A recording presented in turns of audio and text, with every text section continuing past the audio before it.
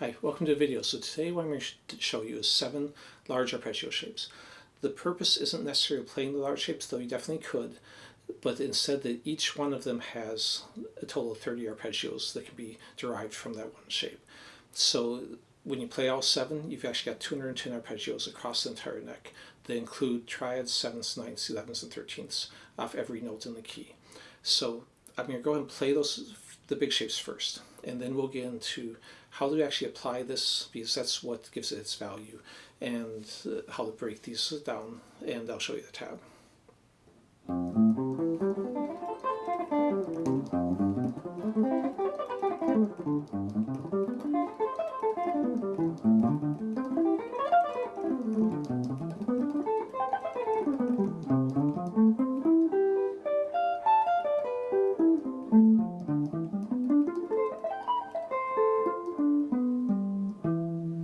Okay, so that's the 7 shapes. They're kind of all derived off the same fingering, just move through all 7 notes so that it changes slightly with each position. But basically, the main point of this is that you can simply find any of those extensions off any note in the key. So let me show you how I break this down. Basically, these arpeggios are 10-note arpeggios. They're all stacked thirds. Because of that, you can start on any one of the notes in the 10, and you will have an arpeggio. You'll have a root position arpeggio potentially.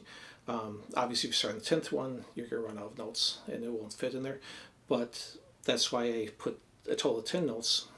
By the time you get up to the 7th note, you can still play a full 7th arpeggio on that. So let me just walk you through one of them. So I'll take the C major 13.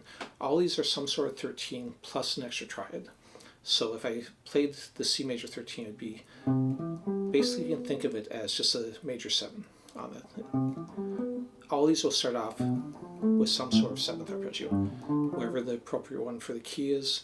You know, B would be, all this is in the key of C major, would be a minor flat 5, minor 7 flat 5. On the A would be a minor 7, etc. So it starts off with the 7th. Then the way I picture it, rather than seeing the 9, 11, 13 next, I'm going to just go up a third. In this case it's a flat third. It might be a major third depending on which note I'm on, and play a triad. In this case it's I'm starting on D, it's just a D minor. Then I go up a third again and play a C major. This started on C major, so it's a major 7, C major 7, D minor, and then the original arpeggio just as a triad, so another C major. And this will repeat throughout the whole neck.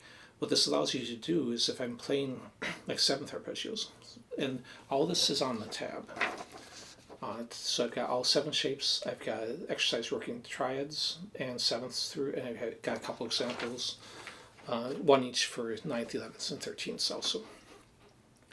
So all I have to do is think of groupings. I don't have to think 1, 3, 5, 7, 9, 11, 13, 1, 3, 5.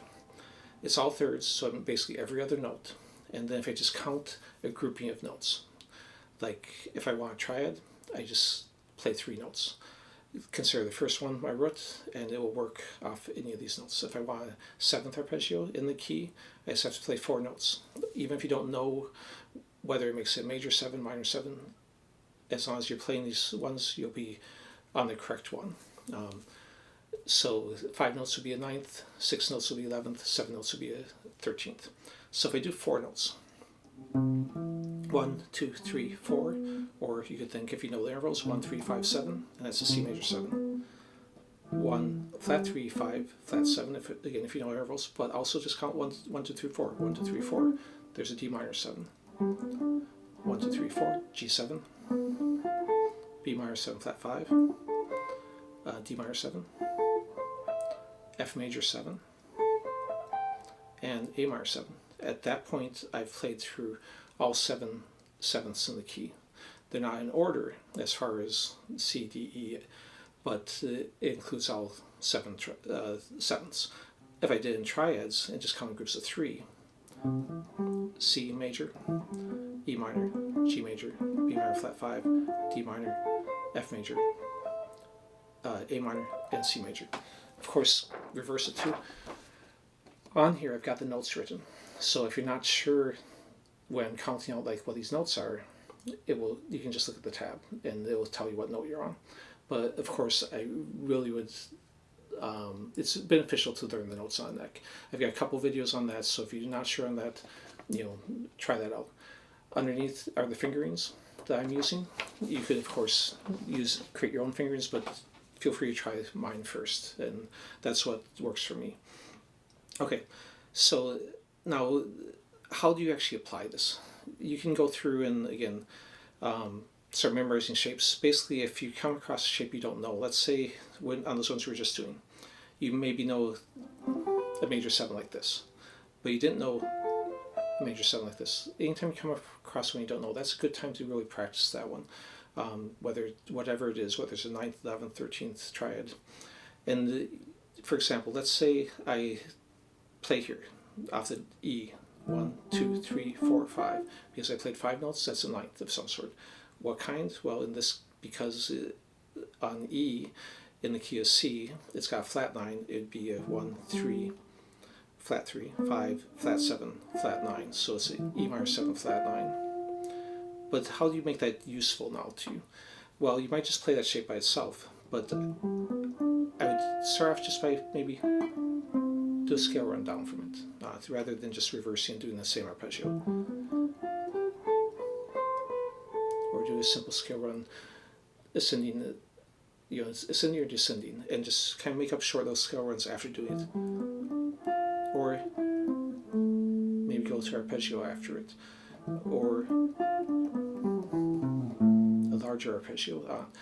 So by experimenting with these, by mixing the arpeggios with other arpeggios, whether they're from this or ones you already know, or mixing with scales or other ideas or licks you already know, that's how you make that a useful or functional arpeggio.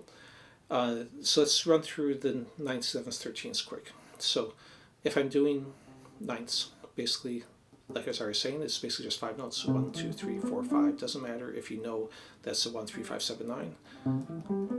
And basically, it's always going to be some combination of 1, 3, 5, 7, 9. They go in order, but sometimes it might be a flatted. Like in this case, the flat 9. There's the E. The one off G, which would be a G9. Off B, which is a B minor 7. Flat 5, flat 9. Off D, off F, and then I wouldn't be able to do the full 9th off this. Once you get more than 4 notes, you run out of notes in the shape, and that's why you can do 8 different triads off this fingering, 7 different 7ths, but it keeps getting 1 less each time. So 6 different 9ths, 5 different 11ths, and 4 different 13ths. But honestly, that's a lot of different 11ths and 13ths anyways, if you can do 4 in each of these shapes of 13ths.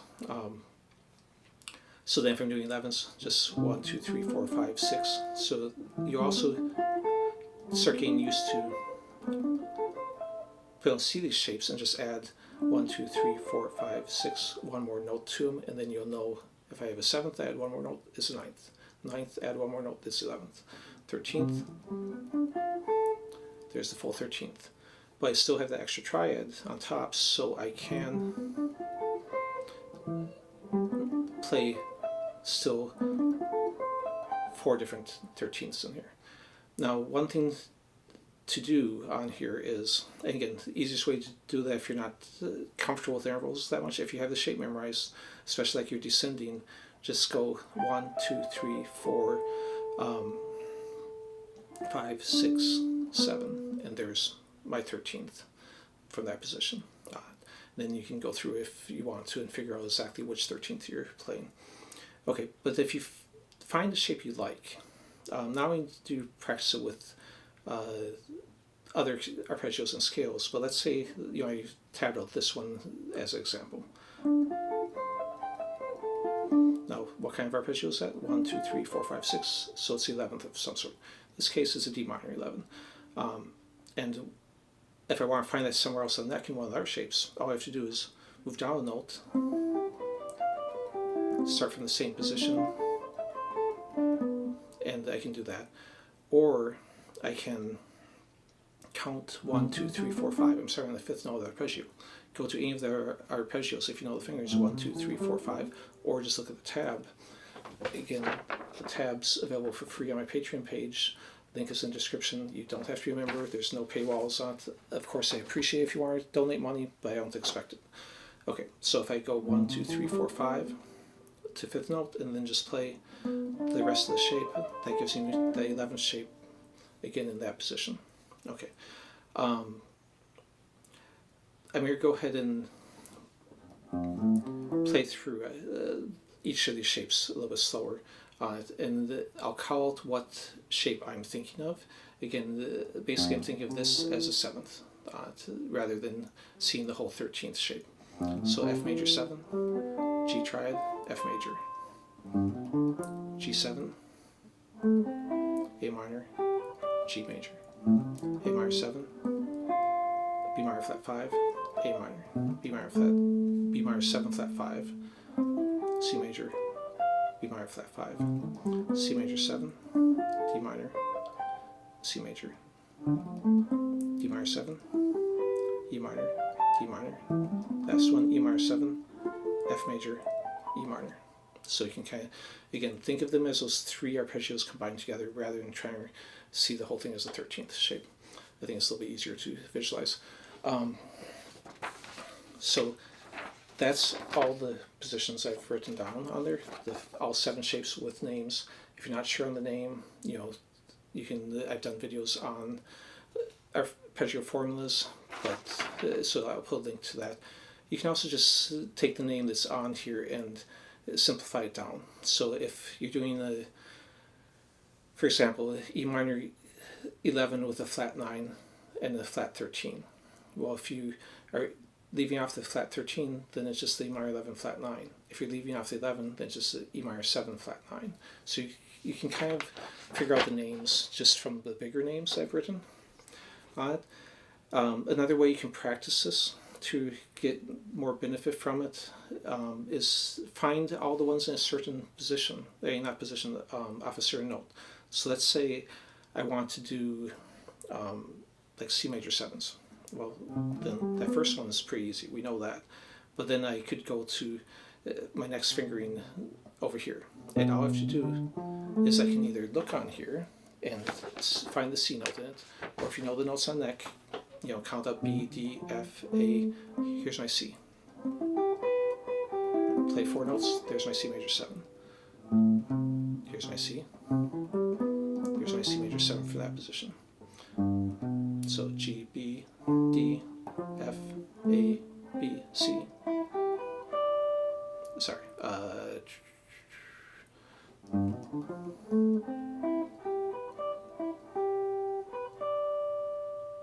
Why am I trying to, like, that's my E, that's not my C. There's my C.